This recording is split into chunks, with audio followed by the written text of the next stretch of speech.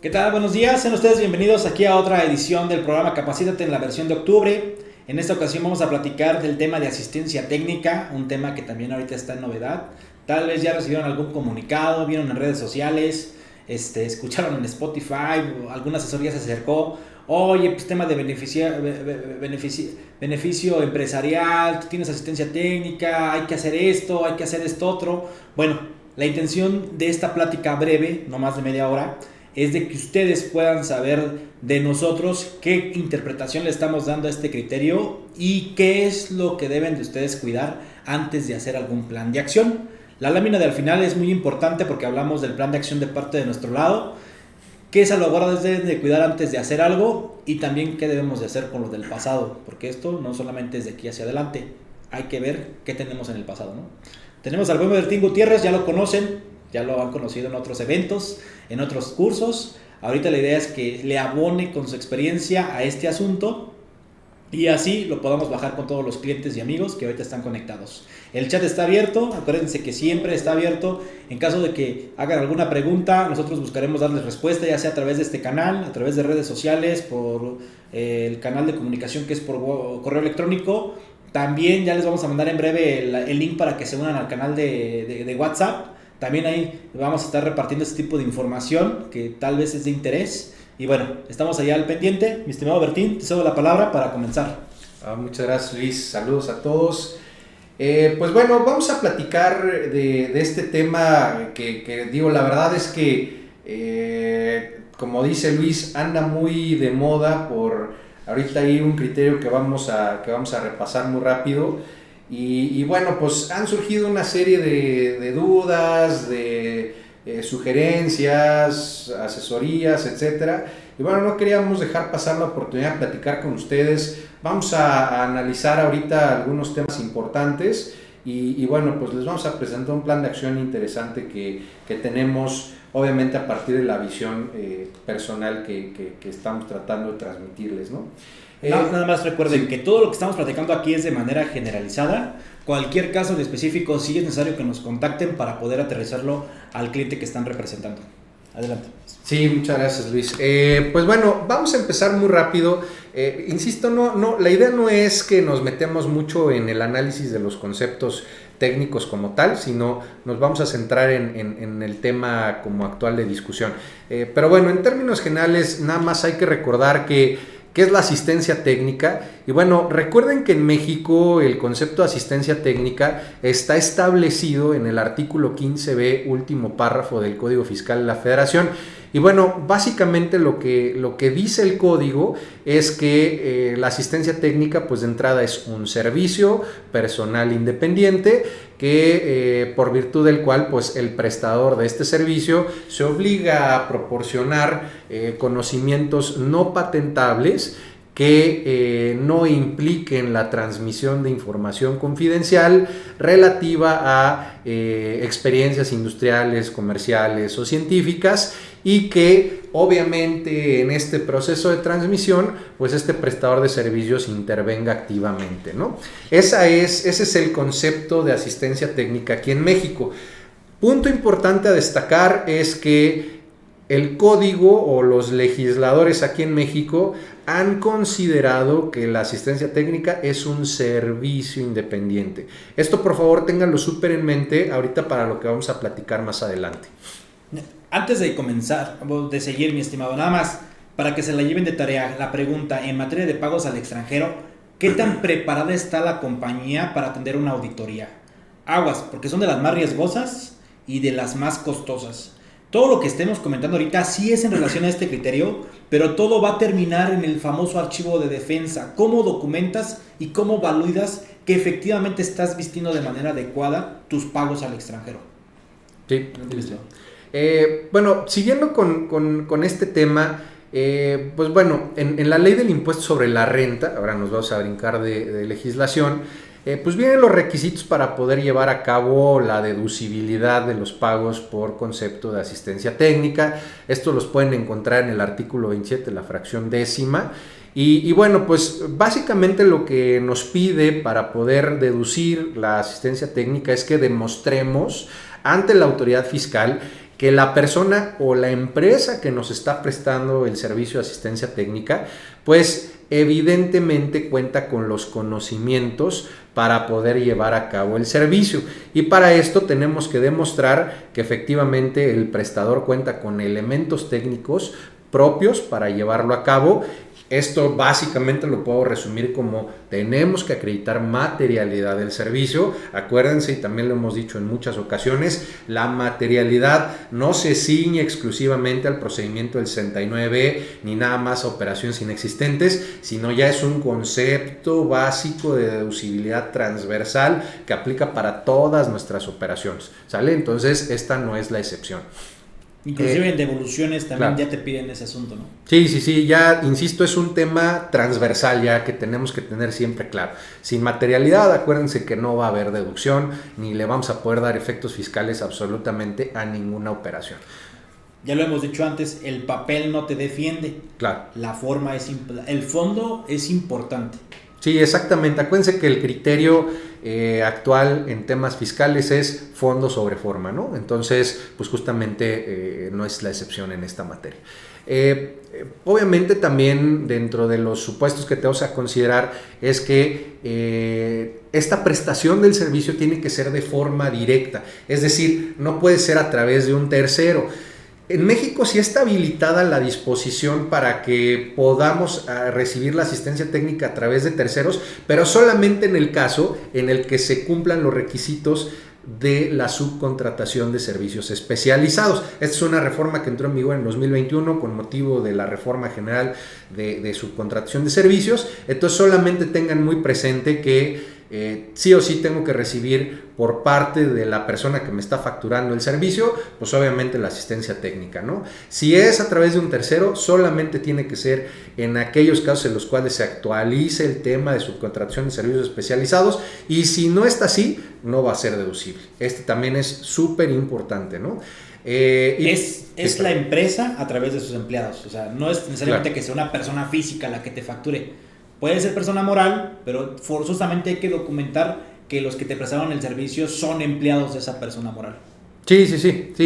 Acuérdense que aquí, si la empresa, si mi contraparte o mi filial en el extranjero o mi corporativo me está prestando algún servicio para ayudarme a echar a arrancar la línea de producción o ese tipo de cosas que me está, digamos que orientando en cómo llevar a cabo el proceso productivo, pues bueno, ellos son los que me van a facturar, la factura va a venir a su nombre.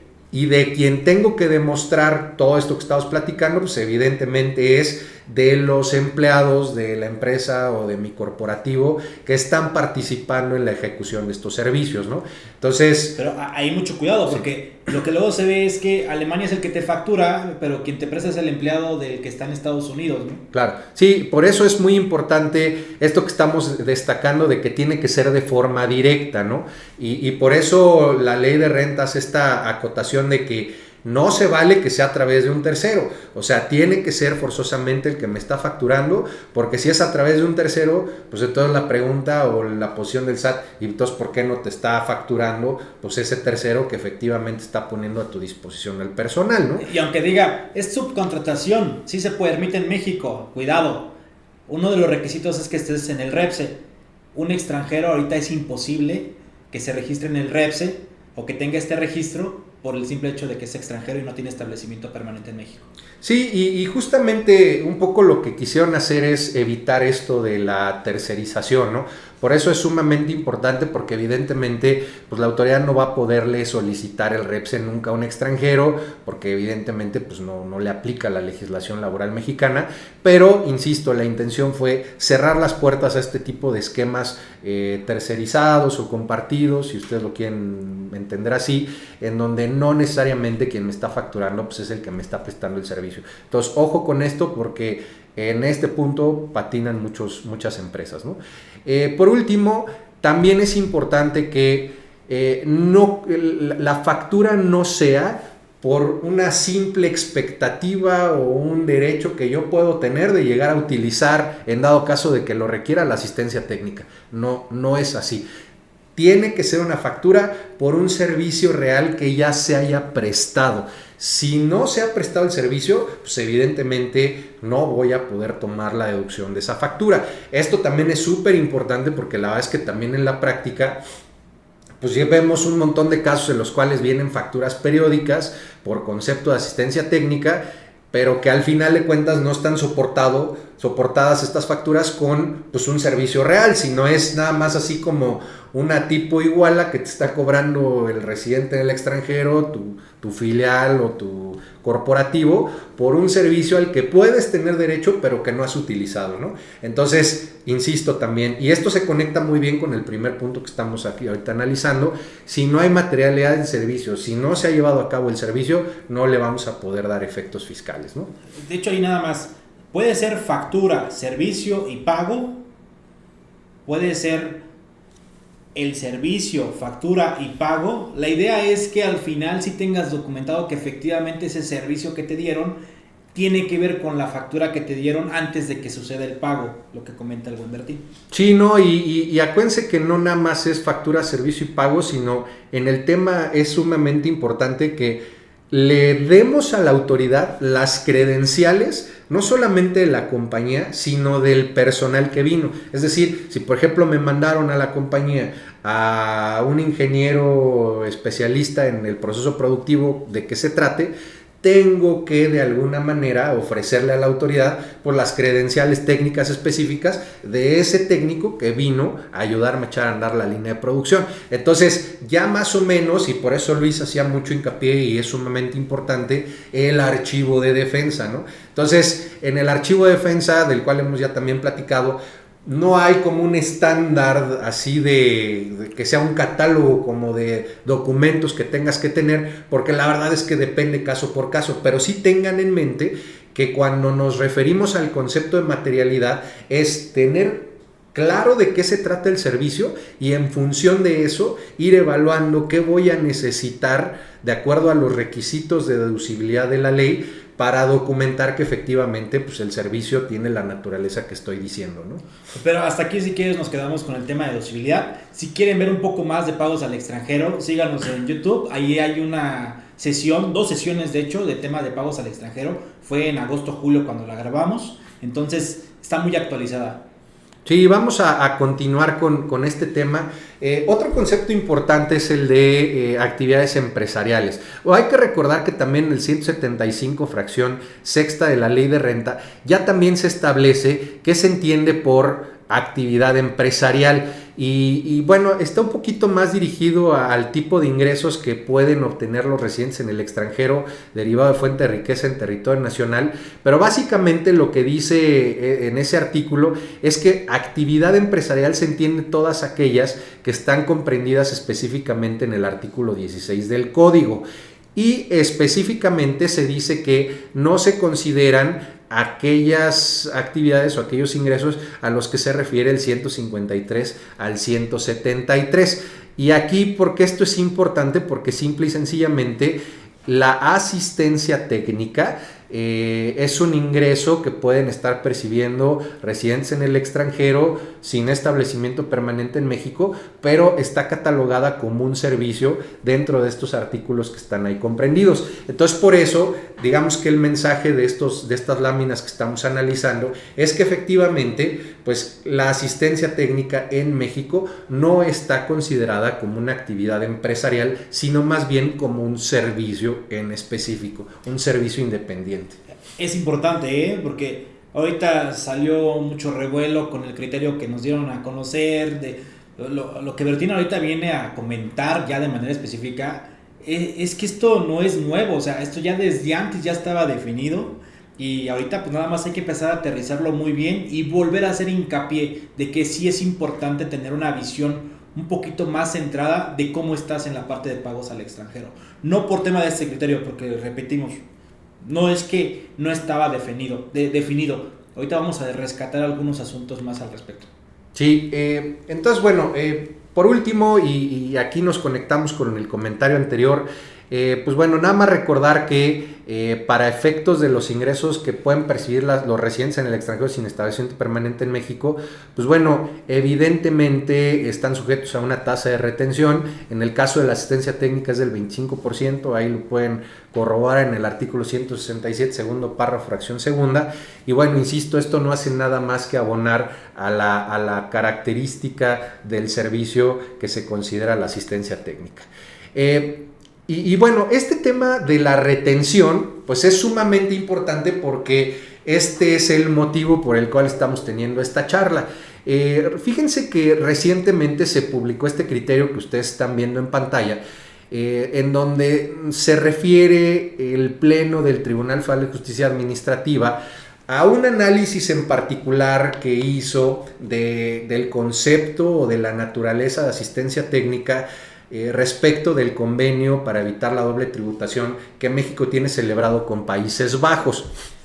Y bueno, a partir de este criterio, la verdad es que ha habido un montón de revuelo y varias ahí demandas y varias interpretaciones que han subido bastantes asesores, en donde dicen, oye, pues es que yo no estoy de acuerdo con eso, porque ahora resulta que dice el tribunal que pues la asistencia técnica pues no es un beneficio empresarial, ¿no? Y entonces pues yo no estoy de acuerdo con eso, porque si vamos y revisamos los comentarios al modelo del convenio para evitar la doble tributación que ha emitido la OCDE, pues la verdad es que ahí en esos comentarios la OCDE se ha pronunciado en sentido contrario, es decir, ha concluido que pues la asistencia técnica pues propiamente debería de estar comprendida o entendida a nivel convenio como un beneficio empresarial. Entonces pues obviamente han digamos que manifestado su inconformidad respecto de pues de esta tesis, ¿no?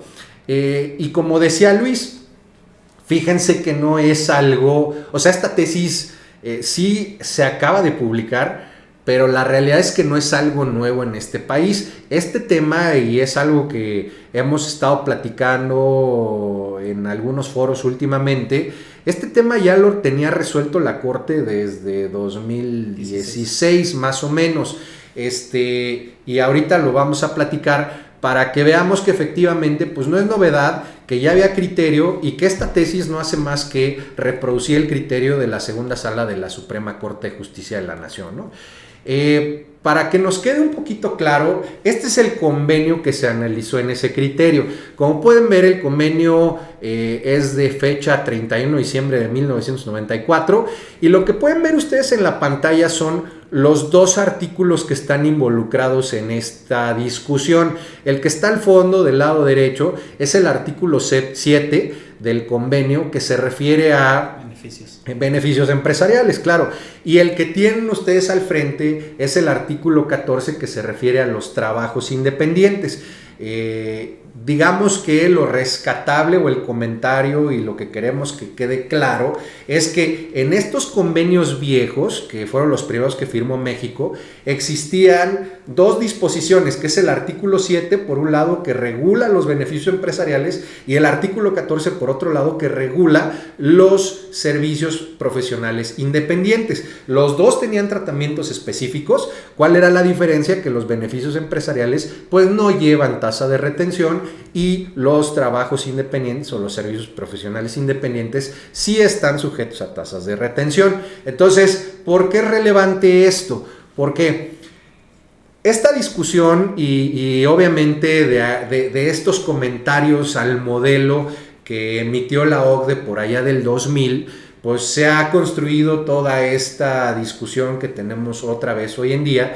¿Por qué? Porque si ustedes pueden ver aquí en pantalla, y esto se los quisimos poner textual para que ustedes tengan de primera mano lo que dijo la OCDE y que no sea una interpretación de nosotros de lo que quiso decir, sino que lo tengan muy claro. Básicamente lo que dice la OCDE es que en un principio la concepción de estos modelos, pues la realidad es que tenía, digamos que regulado de forma diferenciada los beneficios empresariales de la prestación de servicios. Pero la realidad es que del análisis que hicieron como que a la operación del convenio y a la operación de estos dos conceptos, pues encontraron que no había realmente una justificación como que tan objetiva para tener separados, ¿no?, la regulación de estos conceptos, porque pues la verdad es que pareciera ser que estos servicios profesionales independientes pues realmente están comprendidos dentro de los beneficios empresariales a los cuales se refiere el artículo 7, obviamente con algunas reformas que se hicieron con motivo de esta revisión que se hizo en el año 2000. Entonces, obviamente estos comentarios que emitió la OCDE dieron lugar a que se emitiera un nuevo modelo de convenio, que digamos que es el que ya se firma a partir del año 2000 para acá, y que como ustedes pueden ver, igual les quisimos poner el índice del nuevo modelo para que lo tengan ahí presente. Si se dan cuenta, el artículo 14, que como vimos en el tema de Países Bajos o en el convenio de Países Bajos, se refería a la prestación de servicios independientes, en el nuevo modelo queda suprimido ese artículo 14 porque por virtud de los comentarios que acabamos de platicar, pues la realidad es que esos servicios independientes ya quedan comprendidos dentro del artículo 7, ¿no?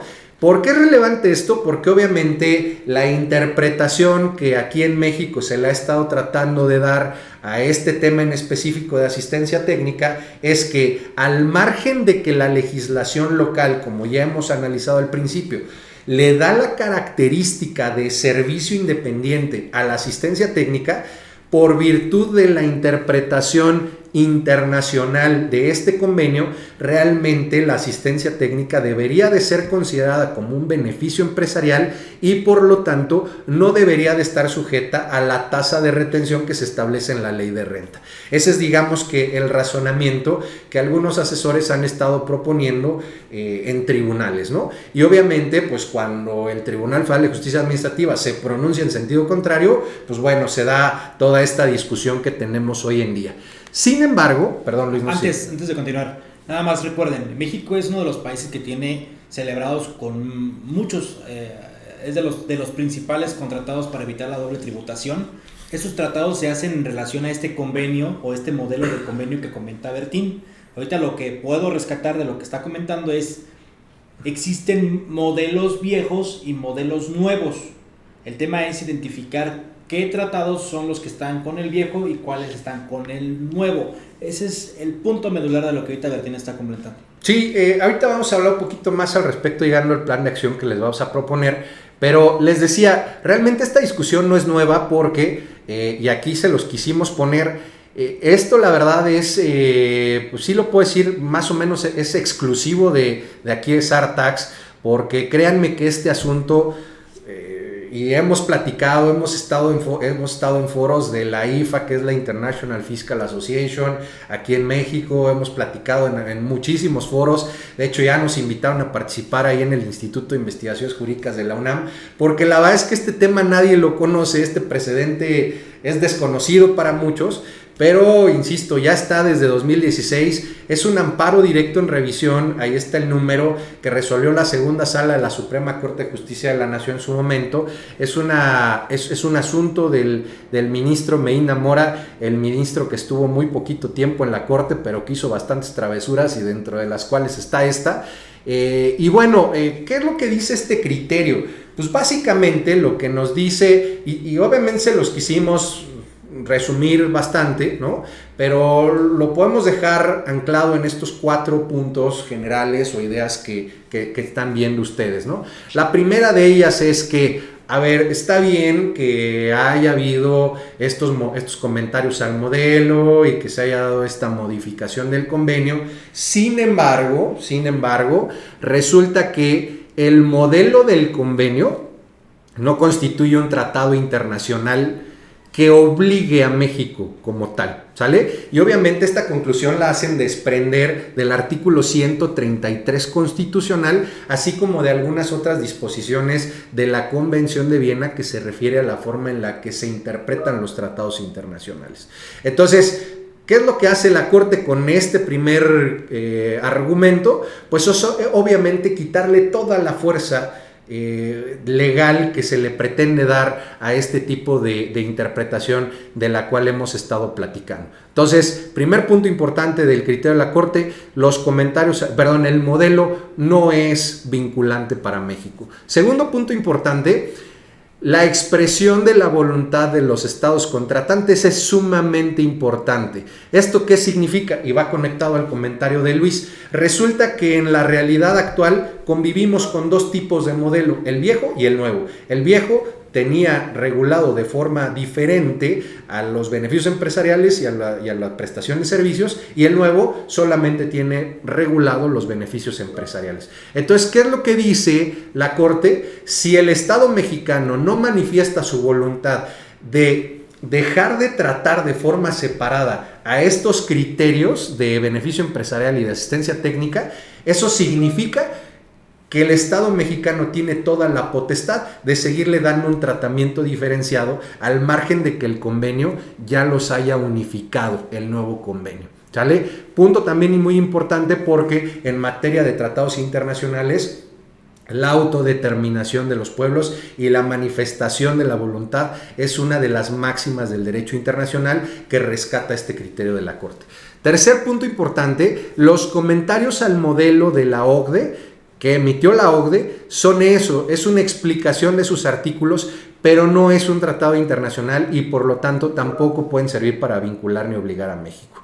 Por último, la potestad de los estados es sumamente importante por esto que estábamos platicando, y realmente lo que nos dice aquí la Corte es que este modelo no representa un acuerdo ulterior que modifique la voluntad de México. ¿Esto qué significa? Que para que México se pueda obligar a tratar de forma, digamos que unificada, a los beneficios empresariales y a la prestación de servicios profesionales independientes, México tendría que renegociar sus convenios con todos los países para que se ajusten al nuevo modelo, cosa que en muchos casos no ha sucedido, como fue el caso de Países Bajos y el convenio que acabamos de analizar.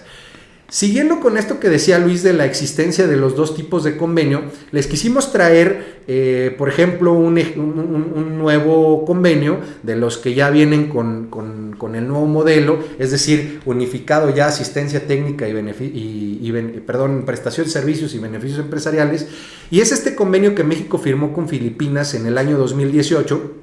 Ahí está el decreto, y si se dan cuenta, se mantiene el artículo 7 de beneficios empresariales, que de acuerdo a los comentarios, ahí adentro está comprendido la prestación de servicios profesionales y por lo tanto la asistencia técnica, y por el otro lado, en el artículo 14, si bien es cierto ya no aparece suprimido, pero sí se refiere ya a otro tipo de concepto, que son los ingresos derivados del empleo, que básicamente son sueldos y salarios. Entonces, si se dan cuenta, efectivamente sí tenemos el caso de que México tiene convenios celebrados con el modelo viejo que siguen aplicando y estando vigentes hasta el día de hoy, como ya dijo la Corte, y convenios con el modelo nuevo que efectivamente pues ya trae este criterio de la Corte incorporado, ¿no?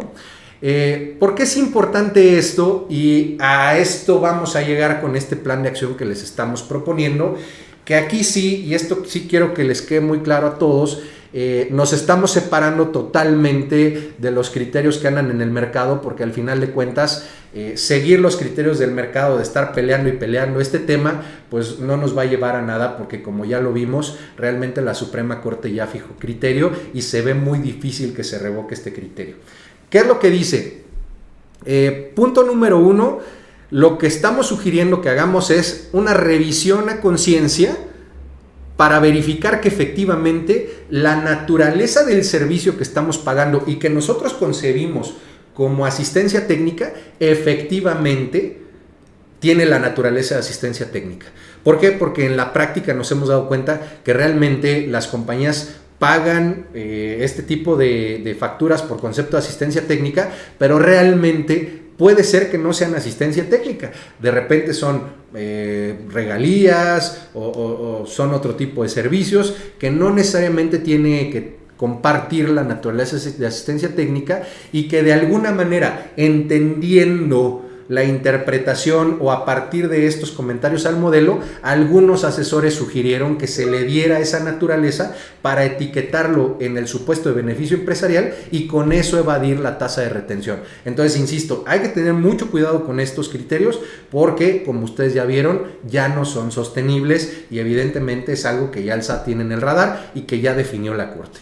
En segundo lugar, tema de compliance. Es sumamente importante que nosotros hagamos el mapeo de las operaciones internacionales que tenemos con nuestras filiales y nuestro corporativo en el extranjero para que identifiquemos qué tipo de convenio es el que nos va a aplicar. Es decir, dependiendo el país con el que estoy haciendo negocios, tengo que verificar si el convenio para evitar la doble tributación que me va a aplicar para ese país es del modelo viejo o del modelo nuevo. ¿Por qué? Porque obviamente en función de eso voy a poder definir si va tasa o no tasa de retención. Que eso nos conecta con el tercer punto, que es metámosle tema y trabajo y horas a la prevención. Es decir, hay que hacer este estudio de revisión y compliance para verificar si estoy obligado a retener, y antes de que suceda algo, mejor evaluemos la posibilidad de llevar a cabo la retención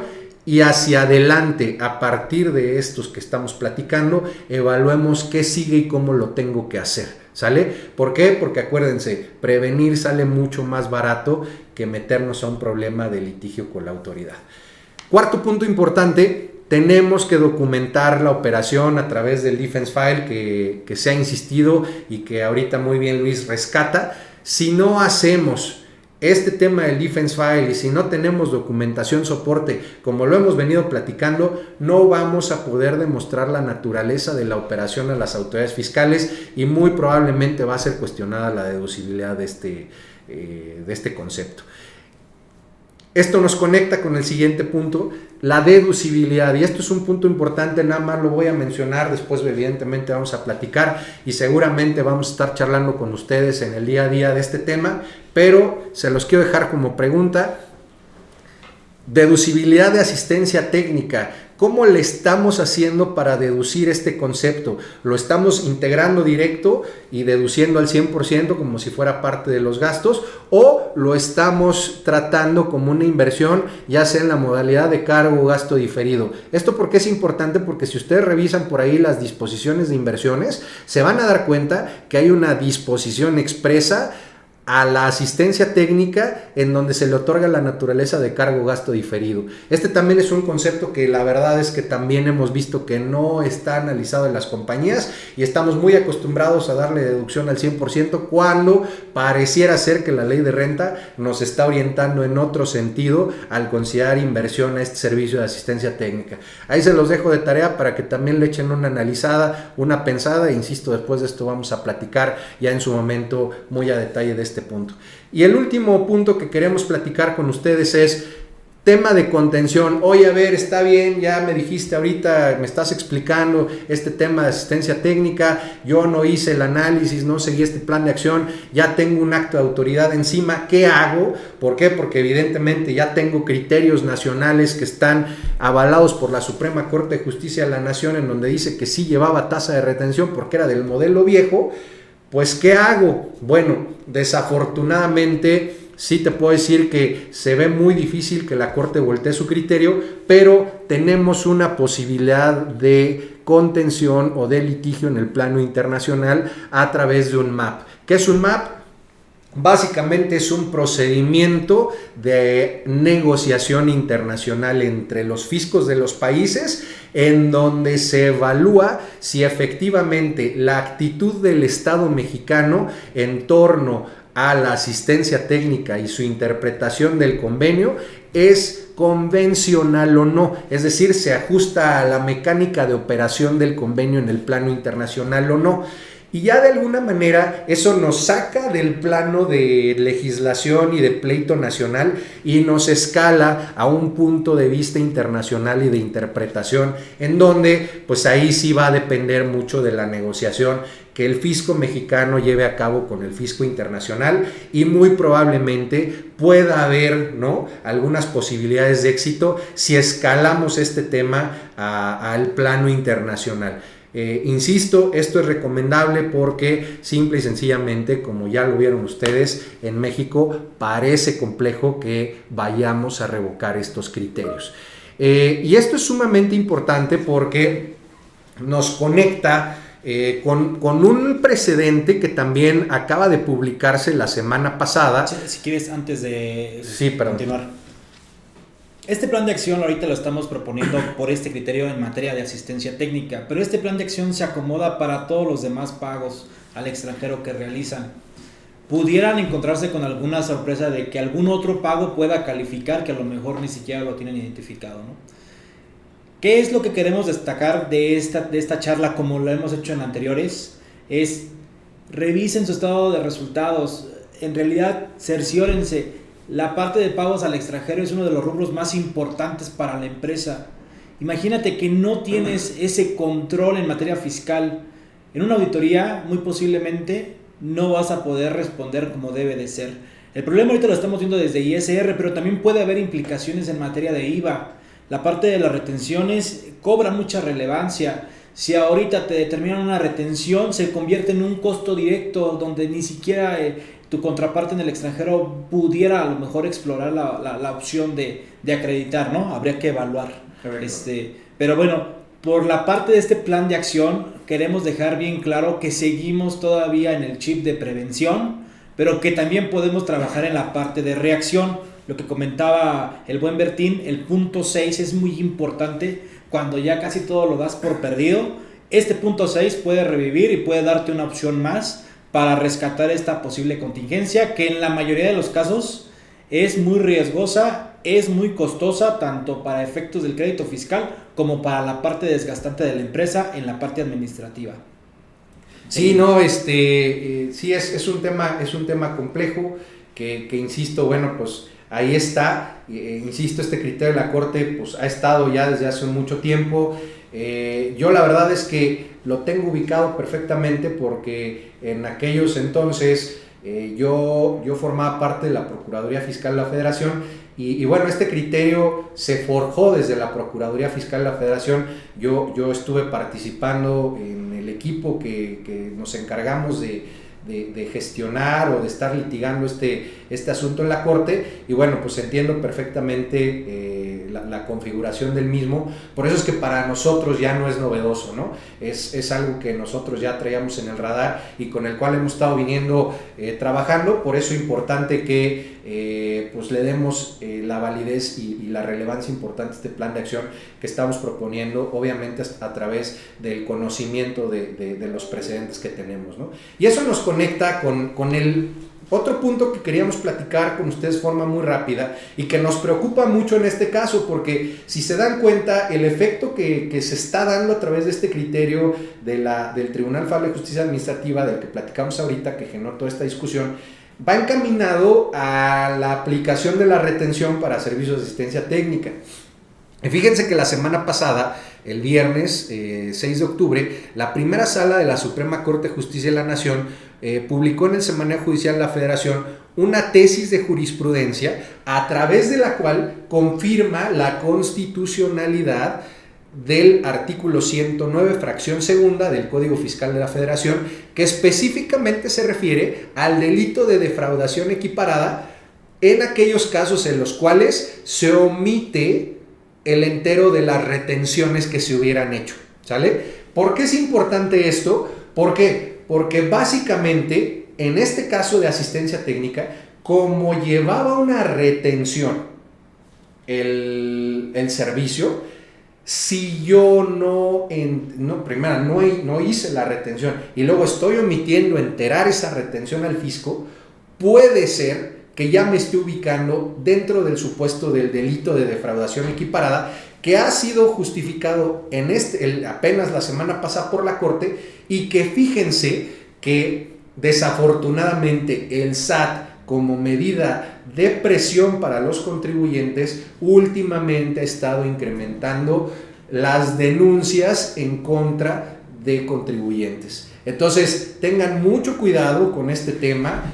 Entendamos que el apetito recaudador de la autoridad fiscal está soportado por una serie de infracciones, sanciones, que ya no nada más se quedan en el tema financiero, económico, sino que ya están escalando a temas de libertad, ¿no? Porque ya al final de cuentas ya está en peligro nuestra libertad si estamos haciendo una mala evaluación de nuestra posición fiscal, y a través de estos criterios como el que le estamos platicando ahorita de la Corte y el tema de la validación del delito de defraudación fiscal equiparada, pues ya básicamente nos pone contra las cuerdas y toma más relevancia que nos metamos en un tema de prevención. Esto también es importante contextualizarlo. ¿Por qué? Porque también el jueves de la semana pasada, por ahí seguramente ustedes escucharon que el Pleno Regional Centro Norte del Poder Judicial por ahí resolvió una contradicción de criterios que se refiere a la no retención del IVA para aquellas operaciones virtuales que se procesan a través de pedimentos B5. La verdad es que todavía ya se ha anunciado este criterio como que es muy importante y que nos va a permitir darle reversa a criterios ahí del SAT abusivos y demás. La realidad es que si ustedes se dan la oportunidad de revisar por ahí la discusión de los magistrados que integran el Pleno, es una discusión técnicamente muy pobre, se los puedo asegurar, donde seguramente muy probablemente la Corte va a terminar revocando ese criterio. ¿Por qué? Porque al día de hoy existe un amparo directo en revisión que comparte este tema de fondo, que va a ser resuelto por la Suprema Corte de Justicia de la Nación, y obviamente dadas las consideraciones pobres que acompañan a esta sentencia o esta resolución de la contradicción de criterios que se anunció la semana pasada, pues la verdad es que muy probablemente nos va a llevar a otro sentido, como ha sucedido en casos como el de la compensación, en donde pues la Corte terminó por validar el criterio del SAT, ¿no? Entonces, por favor, tomen con mucha mesura esta noticia que también se publicó la semana pasada en torno a la no retención del IVA en operaciones B5. Hay que tomarla con mucha mesura hasta que no sepamos cómo va a reaccionar la Corte.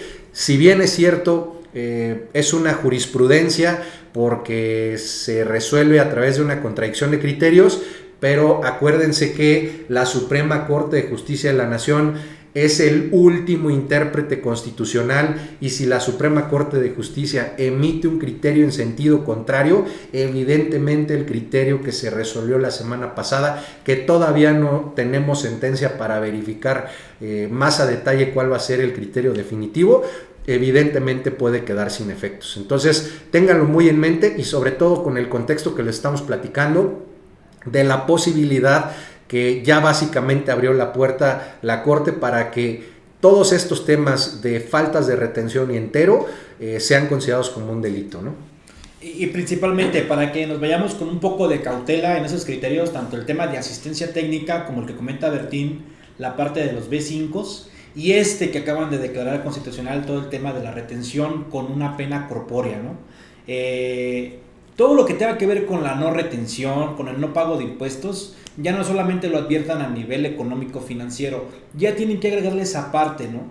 Esa parte de que aguas, porque no nomás vamos a estar un asesor en la parte fiscal, sino ahora en la parte penal, ¿no? Imagínate que de repente te digan pues búscate a alguien penal porque pues, se acaban de llevar al representante por tema de no hacer una retención que ni siquiera se conocía, ¿no? Insistimos, la parte de prevención es mejor y es más barata. ¿Por qué? Porque te evita todas esas situaciones.